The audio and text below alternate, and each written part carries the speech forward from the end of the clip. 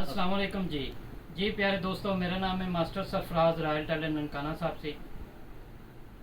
प्यारे दोस्तों, मैं अपनी हर वीडियो में बताता हूँ कि कमीज़ का गुला निकालें सामने से। क्यों निकालें, किस वजह से निकालें, उसका क्या फ़ायदा क्या नुकसान है, ये चीज़ आपको समझाने और सिखाने लगे आज प्रैक्टिकल कैसे।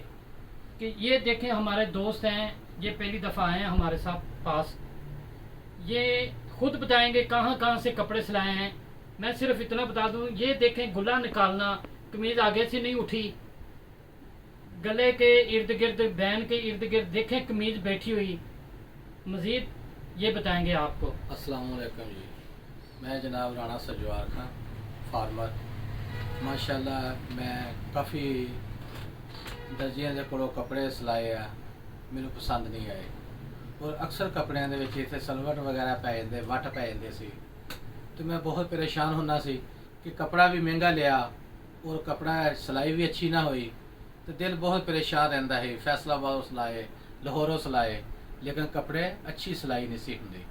और माशाल्लाह मक्के च मैं 22 साल रह के आया तो अल्लाह का बड़ा आसान है, कोई 6-7 कंट्री दे विच मैं रह के आया, लेकिन मैनू माशाल्लाह इस दुनिया फिरन तो बाद इस जगह ते कपड़े की सिलाई अच्छी लगी है। और माशाल्लाह तबारक अल्लाह इन्होंने बहुत अच्छा सूट उन्होंने कि मेरा सीता और मैनू इन्होंने समझ लो कि अपना कस्टमर बना लिया कि कोई गल करन दी गुंजाइश नहीं बाकी छड्डी हैगी कि कोई मैं कोई इहदे च नुक्स कड्ढां, नुक्स वाली गुंजाइश ही कोई नहीं। माशाल्लाह अल्लाह पाक इन्हां दे कारोबार च बरकत पावे।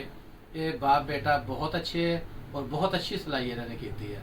मेरा दिल खुश हो गया कि कीमत अच्छी कपड़े की होवे, ओदी सिलाई भी अच्छी होनी चाहिए। तुसा कपड़ा खरीद लेने महंगा 8-8 हज़ार 10-10 हज़ार का कपड़ा खरीद लेने, तुसा 1000-1100 सिलाई दे के कपड़े का बेड़ा ना गर्क कराया करो। वो अगर उहदे कीमत ज्यादा सिलाई की होवे तो दो, लेकिन तुसा ये देखो कि तुहाडे कपड़े की उहदे नाल की आ परसनैलिटी दे विच इजाफा हो गया। दुआवां याद रखना जनाब, शुक्रिया।